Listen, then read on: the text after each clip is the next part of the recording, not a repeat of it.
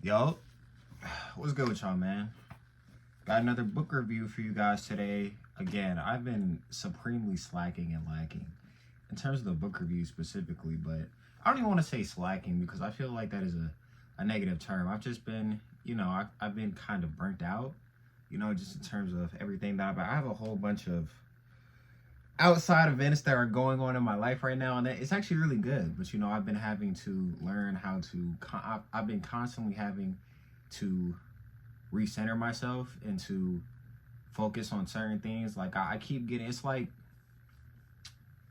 I master one schedule or one set of events, and then something else is thrown at me, and now I'm like, oh, I got to do this too. I got to figure out a way to do this. Like it's just been a lot. But I'm gonna start getting back to how I used to be, in terms of my book review specifically, and I have another article coming tomorrow. Anyway, this book is called "The Making of a New Marxist Revolution: Black Lives Matter." And I remember, by Mike Gonzalez, by the way. I remember getting this book back when I was in Atlanta, and I was at Cumberland Mall. There's a Barnes and Noble's right across the street. And I remember going in there. One day, and this was at like a tough point in my life. But Barnes and Nobles and just bookstores in general, they've always, been like a safe space for me, and it just make me feel good. It's like good vibes. You see people in there. There's no arguing. It smells good. They usually got a Starbucks or some type of pastry shop in there. It's just like good vibes, and especially the one in Atlanta. Like it's gigantic. Like it's huge. It got 2 floors. It's just.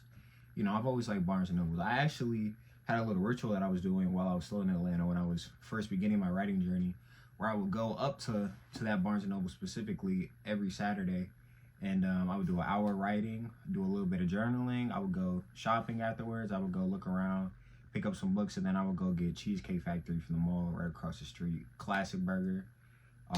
Man, this good times, man. Good times. Nostalgia. But anyway, I remember I picked up this book at Barnes & Noble's, and I was very surprised that it was at Barnes & Noble's, because this is the type of book where it's somewhat, it goes against their agenda, and it goes against popular liberal ideologies, and I just didn't think it would be the type of book that I found at Barnes & Noble's, but I did, and I bought it. It was expensive, too. It was $30, but it was worth it, somewhat.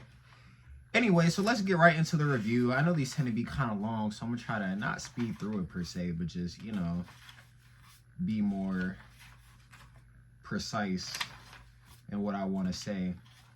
But essentially, the book is about, as it said, how Black Lives Matter is not what it says it is. It's more of a front group, and it's a finesse. Like these people aren't really as much concerned about Black lives as they are about the destruction of the American system. And they use minority groups, disenfranchised groups, so-called disenfranchised groups, specifically so-called Black people, to give themselves an aura and a face of positivity, and like they're actually doing something good for society. Oh, we're fighting for oppressed people, we're fighting for equal rights, blah, blah, blah. But in reality, they want to destroy the whole world. They're agents of chaos. They don't really care about Black people. They care about destroying white people, really destroying the world, so-called white people. So talks about they use the real fear of social cancellation or loss of livelihood to chill dissent by those who understand what's going on.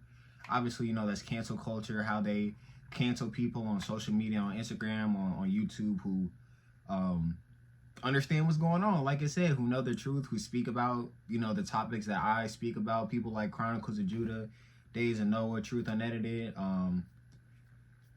Black Balloons, even Sneeko and Andrew Tate to an extent. I forget the guy from Fox News that just got fired. I forget his name. But people like that, they don't like people like that. And they will cancel you and shame you to try to prevent you from going against their agenda. But continuing, it says, simply put, the women, for they are mostly women at the helm of these groups, are self-avowed Marxist Leninists. The top leaders are Alicia Garza, Patrisse Cullors, and Opal Tometi. 3 African-American lesbians whose long-standing ties to domestic Marxist revolutionaries who have long-standing ties to domestic Marxist revolutionaries. So for those of you who don't know what Marxism is, I already have an article out about it. Maybe I'll try to attach it in this video. But obviously, you know, I'm gonna do a video about that. I'm gonna read the article to you guys. But basically, Marxism is another word. It's a nice way for saying Luciferianism. For Satanism, it's essentially where nobody has any freedoms, and it's essentially the destruction of the middle class. So, and this is what a lot of people don't understand about it, the way that they market it. And Marxism and socialism and communism, they're all the same thing. They just have different methods for going about their end goals. Like, communism is more based on violent revolution, and socialism is based on legislative action and peaceful protest. But they're all Marxist. Like, it's all they're all based in Marxism. Anyway, obviously, you know, the destruction of private property, the destruction of the nuclear family, complete governmental control, and like I said, the destruction of the middle class. So there is a guy. I don't want to make this video about Marxism. Go and look up Marxism. I will attach the article in this video if you guys want to go and read about my take on it. But Marxism is essentially slavery. It's an Orwellian dystopian future where the elite will have complete control. They're going to give you assigned wages. There aren't going to be any incentives for working hard or entrepreneurship. It's basically a system based in laziness and envy and victimhood. And it's not good. Marxism is never worked. It's so astounding to me how so many people in my generation, specifically Gen Z, they scream so vehemently for socialism and Marxism and communism, but these economic systems, these socio-political systems have never worked anywhere. If you, like, Cuba, Russia, Germany, like, a lot of people come to, bro, why do you think that people in Cuba, like, literally make life rafts and swim across the border risking their lives to get away from communist Cuba? Like, why do you think so many people in the 17, 18, 1900s immigrated to America from communist countries? Because their economies, their way of life was completely destroyed. Because it sounds good in theory, but it doesn't work. It never works. The government take everything and they give people crumbs, and then people revolt and the economy is destroyed, and like I said, there's no incentive to work. Anyway, we're not going to make this video about Marxism. Go do your research, young bulls.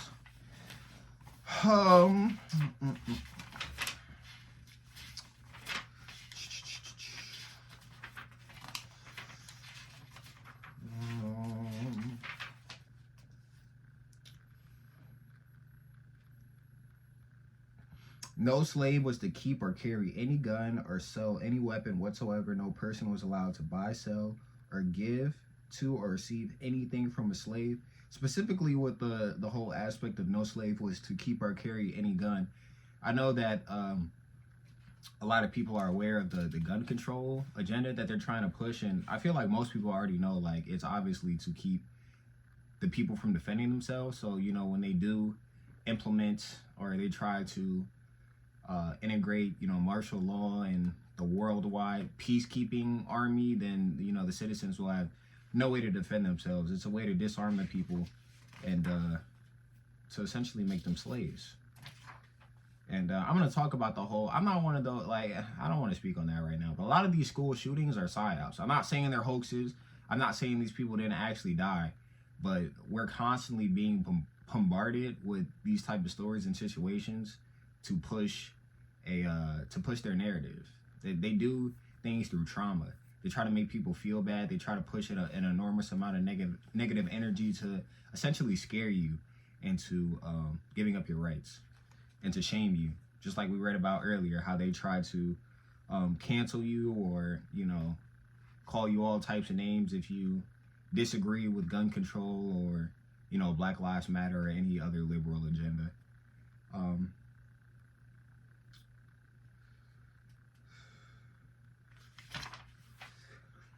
To them, America's founding documents did not include blacks. A year earlier, she told a group in Cambridge, Massachusetts, that black people and the conditionality of our humanity is written into our Constitution. I think that's more so talking about the hypocrisy and the double-mindedness, the cognitive dissonance of the leaders of these organizations.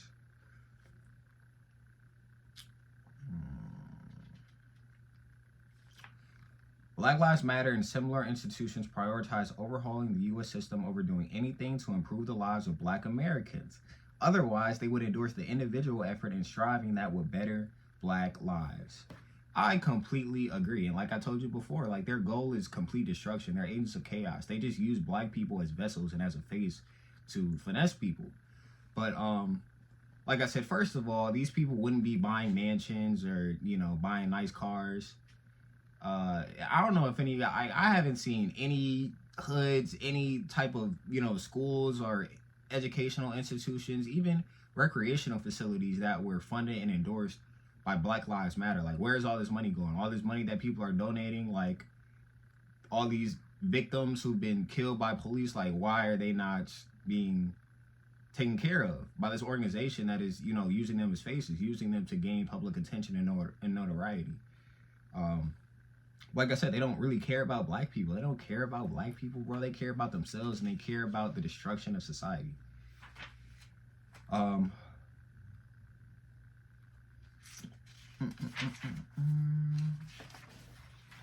This one's not going to be that long, y'all. This book isn't really, it's not really that long. It just kind of took me a long time to read it because it was an informational book, you know, so I had to really pay attention to what I was reading.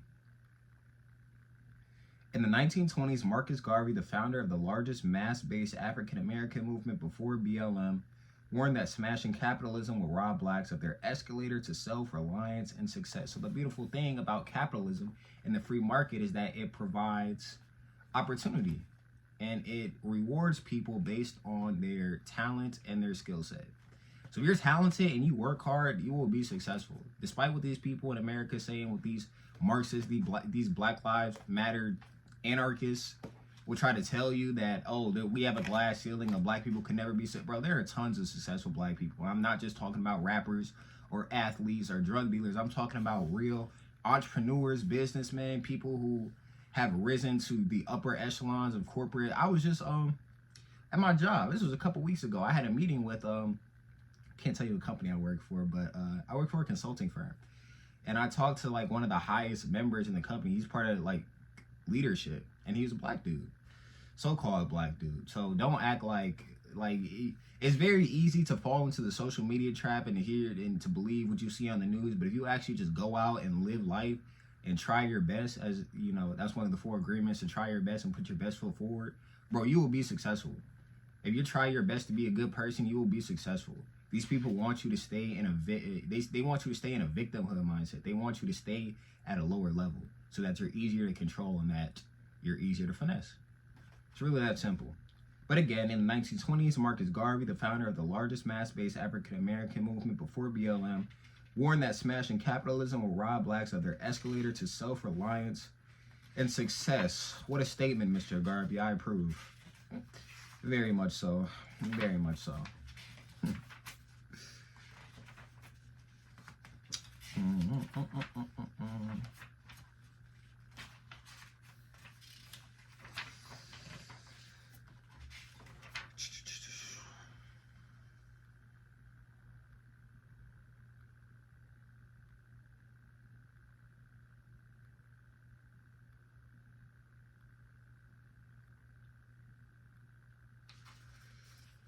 Guilt is no small part of the answer. Christianity no longer brought atonement, just happy talk. So the left offered a deal. Renounce your nations, your churches, and your heteronormative families, and we will set you free of your guilt. That's where we are today. In the early years of the civil rights movements, Black students wanted to have the right to read Shakespeare in college along with white students. Today, identity politics want to erase Shakespeare. Black Lives Matter is nothing more than a gang, bro. That's all they are. They're a high-level, popular gang. Malcolm X even dismissed the valiant Jackie Robinson as an Uncle Tom because by breaking the color line in baseball, he joined the system rather than breaking it. I can't even lie. I agree with Malcolm X, you know, and Jackie Robinson, I'm pretty sure Jackie Robinson wasn't even the first Black baseball player in the major leagues. I forget the guy's name, but you can look it up. Like, I'm pretty sure that he wasn't even the first so-called Black player in the major leagues. I think that he was only celebrated. This is just my opinion, allegedly. I think Jackie Robinson is an MK Ultra asset. He's an athlete. He's basically a puppet, and they use him to push a certain narrative. So yeah, but I agree with you, Malcolm X. I feel the same way about Martin Luther King, honestly. Our people claim to hate white people, but you begging them for a handout. Oh, please let me go to school with you. Please let me integrate with you. Please let me come into your neighborhoods and move next to you and eat at the same table, because these white people are your gods. You look up to these white people. You seek after the affirmation and the attention of these white people more than you seek after God. And then you wonder why our people are in a state of chaos and why there's so much disorder and dishonor in our community. Because you worship men. You're an idolater. I'm not saying you specifically, but our people in general are idolaters. And they're mad that their idols are not responding to them, right? It's like praying to a statue. It's a statue. It's not going to help you. Anyway. Ugh.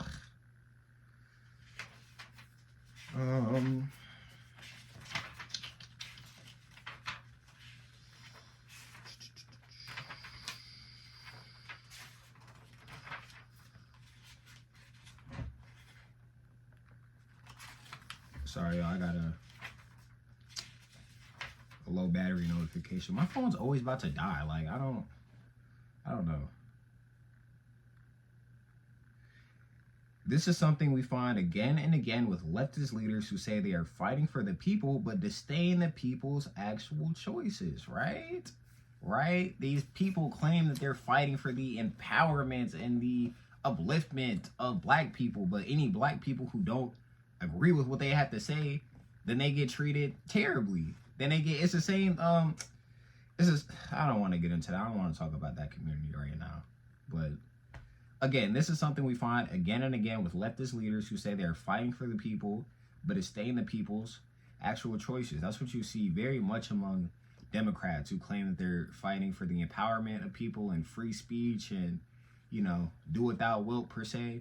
But when people actually do what they will, people make righteous decisions and don't want to go against or don't want to go along with their agendas, then they turn into fascists and totalitarians and dictators. That you can't do this, you can't do that.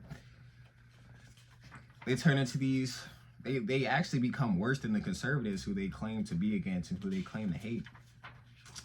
But I'm going to do an article about that too, the whole left versus right, Republican versus Democrat fiasco. Because they're all, there's two horns on the same devil. They all do the same thing.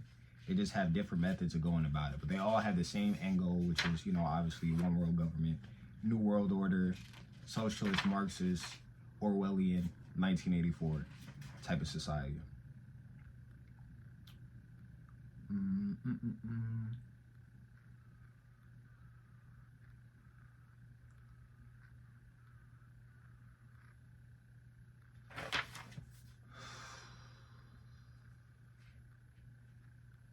The irony of people and entities handing gobs of money to organizations that seek to dismantle their way of life, including their freedom to make such money, has been noted often. So again, with Marxism and communism, socialism, and all of these ideologies, like you have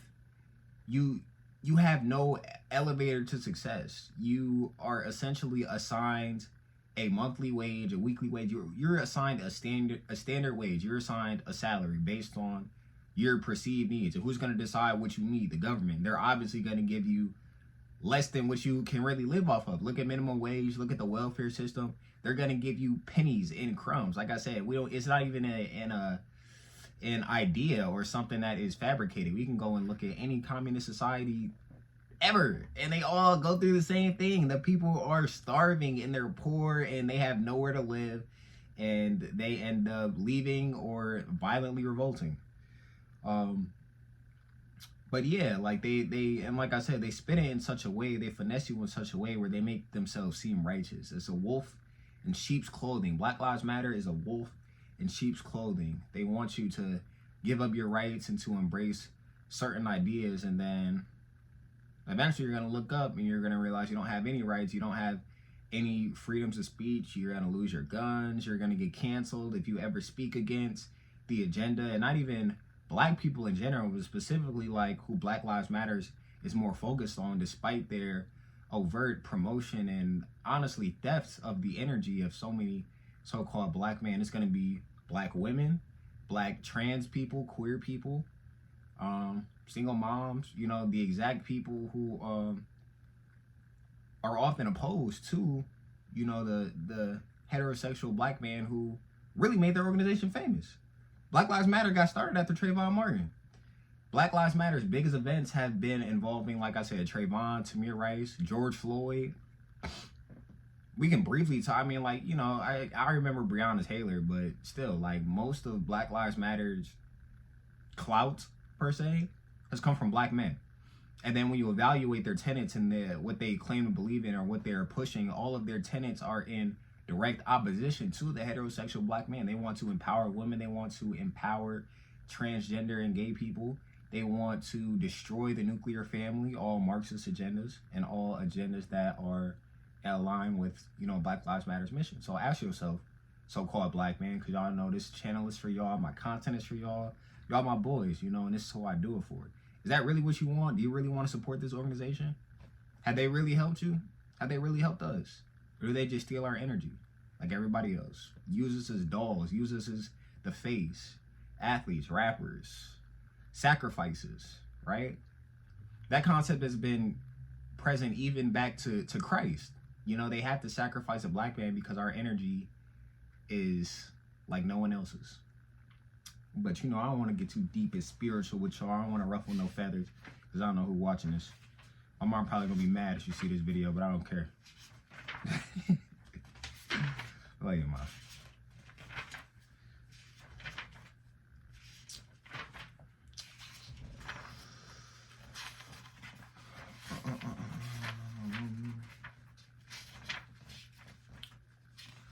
We're almost done, you guys. I told you to 20 minutes. That's not that bad. Rachel Rollins published her list of 15 crimes for which the default is to decline prosecution. They include trespassing, shoplifting, larceny under $250, disorderly conduct, disturbing the peace, receiving stolen property, breaking and entering under some conditions, and wanton or malicious destruction of property. Bro, so do you understand? Like, I understand, like, I'm sure most of y'all are aware how the Democrats are, you know, going easy on crime, and that's leading to a massive increase in crime and a lot more deaths and a lot more crazy stuff going on. But that's a whole nother story for another day. I guess the simplified version is that is not going to last forever.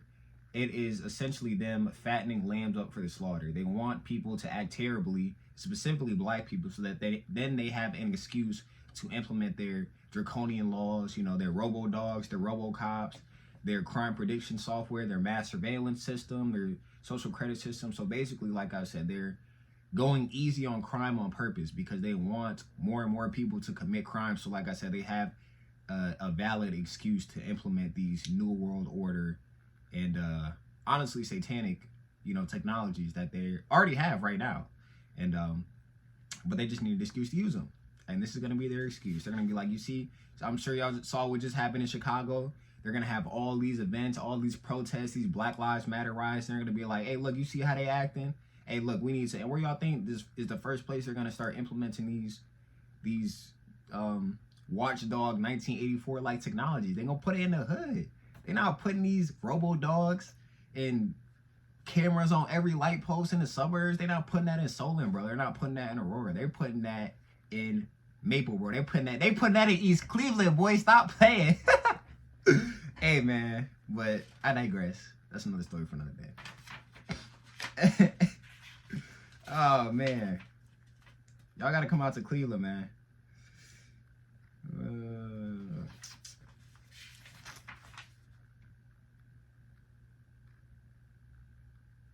Anti-racists and anti-fascists have an obligation to deny a platform to bigots so that they can spread their message and recruit. The website emphasizes the point that Antifa exists mainly to disrupt conservative speech.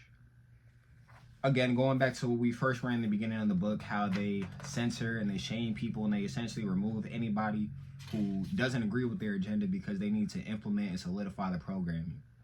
They don't want any other ideas or opinions to get into your head, because then, oh, you might start thinking, no, they want to program you like a computer, like a code. This is the code.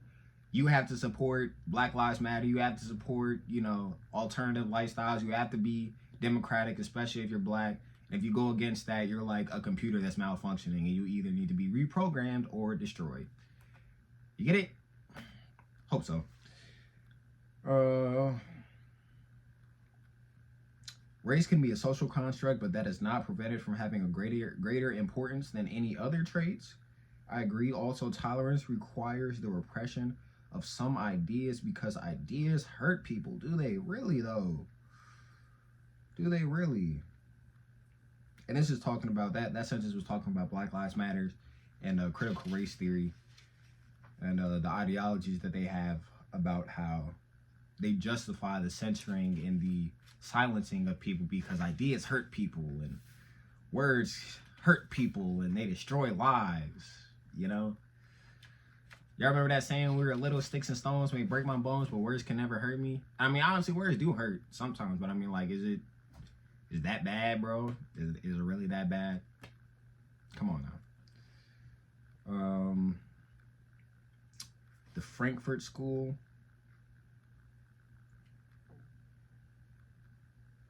Despite assiduously hiding their intentions, the school did valuable service on behalf of international communism. The Frankfurt School was to become a major force in the revitalization of Western European Marxism in the post-war years. In addition to the sudden popularity of Herbert Marcuse and the America of the late 1960s, the Frankfurt School's critical theory has had a significant influence on the new left in this country. So I'm going to do an article about the Frankfurt School as well, but basically what this is saying is that these theories are not new. Like, Black Lives Matter is just a reinvented version of the Black Panthers, right? And the Black Panthers were just a reinvented version of Marxism and communism. Like, it's the same thing. It's the devil in a new dress. That's all it is. These ideas, these ideologies are not new. That's why these Black Lives Matter leaders have said that we're trained Marxists, we're trained communists. Like, this is where we're getting our information and our ideas from. There's nothing new under the sun. They just give it to you in different ways over and over and over again, hoping that you'll take the bait, right? But I don't think people are going to take the bait. Social media, I feel like it blows things out of proportion. But that's another story for another day. Like Black Lives Matter, CRT sees everything through the lens of race and all social disparities as a result of racism. Indeed, the existence of disparities proves that racism is at play, and to deny this is racist. So yeah, people can't just make bad decisions, or, you know, just may not be that intelligent or smart, or may not have a higher work ethic. You have to be racist. They have to be racist. These people aren't doing good because you're racist. The whole country is racist. Everybody's racist. Like, no, bro. Like, yes, racism does exist, but it is not, like I said, is prevalent and pervasive as people try to make it out to be. Most people in our community, I'm not gonna say most people, a lot of people in our community are quite frankly bad people, bro. They make bad decisions. They rob, kill, steal from their own people. They live an ungodly lifestyle, and bad things happen to them. That has nothing to do with racism. That has to do with you as a person. That has to do with your spirit. Stop blaming white people and everybody else for your personal errors and your shortcomings. But yeah, people probably gonna say I'm an Uncle Tom or a coon. I'm a coon. I don't care. Like, our people need to do better, and somebody needs to say it. You need to stop being a victim. Stop blaming other people. Stop acting like it's everybody else's fault but your own. And that's why things never changed in our community. We've been blaming white people for how many years? Hundreds of years, and we still in the same spot. Terrible. We almost done, y'all.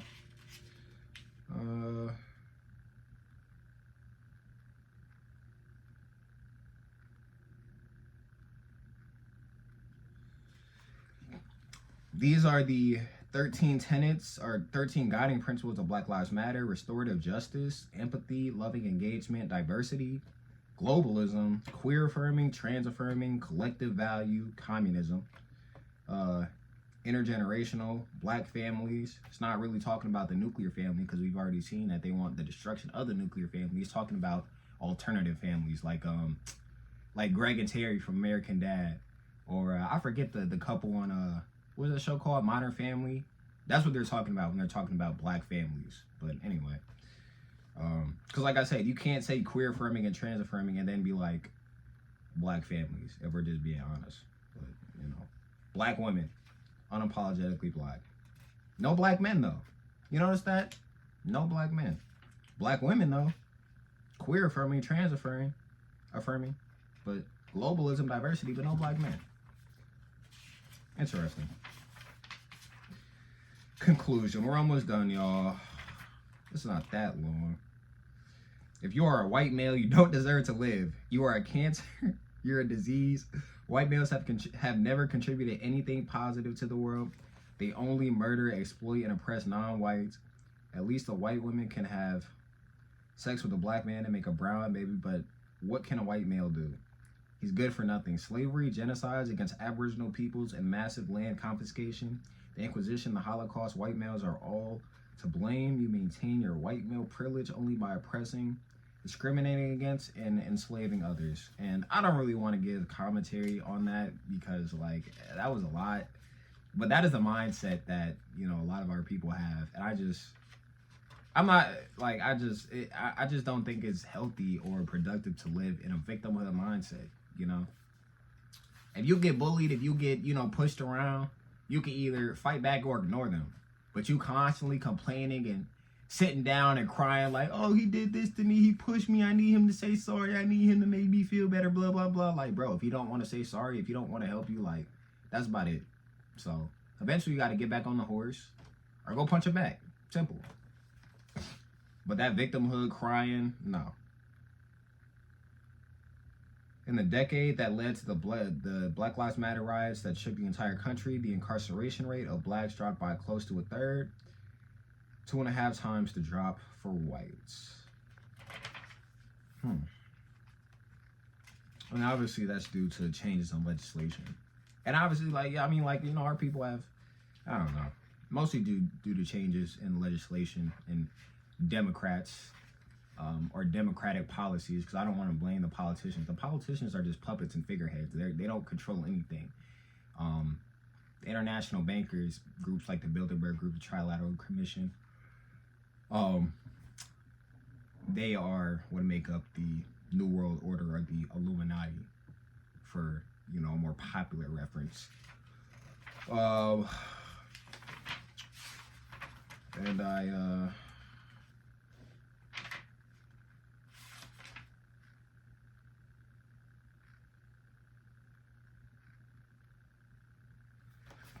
And this is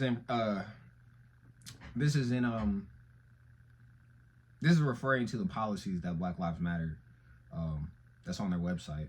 Since then, it's actually been removed because they got a lot of backlash from it. So it says, these policy approaches are not supposed to uplift a single life, only to tear down the existing system. When it says, let me read that again, because I feel like the tone of it was, these policy approaches are not supposed to uplift a single life, only to tear down the existing system. As we saw in the last chapter, the principles of Black Lives Matter at school include calls to be free from patriarchal practices and for the disruption of Western nuclear family dynamics and a return to the collective village. Disruption of the Western nuclear family dynamics and a return to the collective village. You know what? Obviously, I have a huge problem just with that statement. And any black man who wants to have a family, who wants to have a wife and kids, should have a problem with that. But what really bothers me is the ignorance and the stupidity of these people. It says the Western nuclear family dynamics, as if these dynamics are these ancient and well-tested social customs originated in the West. The West is the only place in the entire world where a family culture is not at the forefront. If you go to any Eastern culture, bro, the only single women over there are harlots. Bro, girls still be getting stoned over there, bro. The West is the only place where they don't promote family. They don't want people to have families. The Western, Western prescribed nuclear family dynamics. Get out of here with that. Stupid people, man. So what should we do? Nobody wants to be canceled, but we should all want to stay in touch with reality. Common sense and much evidence suggest that on whole, people are not being arrested, convicted, and sentenced because of their race. I agree. Those in prison are in the main those who have broken the law, who have hurt others or stolen things or otherwise violated the basic behavioral norms which make civil society possible. Seeing prisons as a racist conspiracy to confine black people is an absurd proposition. No serious person could believe it.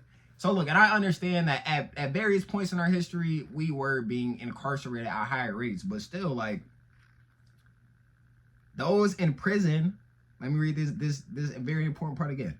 Those in prison are in the main those who have broken the law, who have hurt others or stolen things, or otherwise violated the basic behavioral norms which make civil society possible.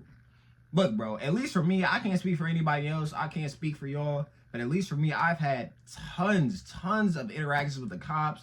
I done got speeding tickets. I done got other types of tickets that I'm not going to expose myself for. But I've had way too many interactions with the cops. Never once did I fear for my life. Never once did I assume that I was being racially profiled. Like, I did something wrong. I broke the law, and I knew I broke the law. Why can't you just admit that? Why can't our people just say, why can't they look in the mirror and be like, hey, I was wrong. I should do better next time. It's like a trap, right? I'm not going to tell y'all that because I'm going to make that a story. It's going to be a great story, too. I'm going to leave it at that because this video long enough anyway. I appreciate you guys for listening. I would very much recommend that you go get this book, but I have 2 articles about specifically Black Lives Matter and Marxism. I've already written them, so I'll probably attach them both in the description of this video, but appreciate you for listening, like I said, and bye, Chance.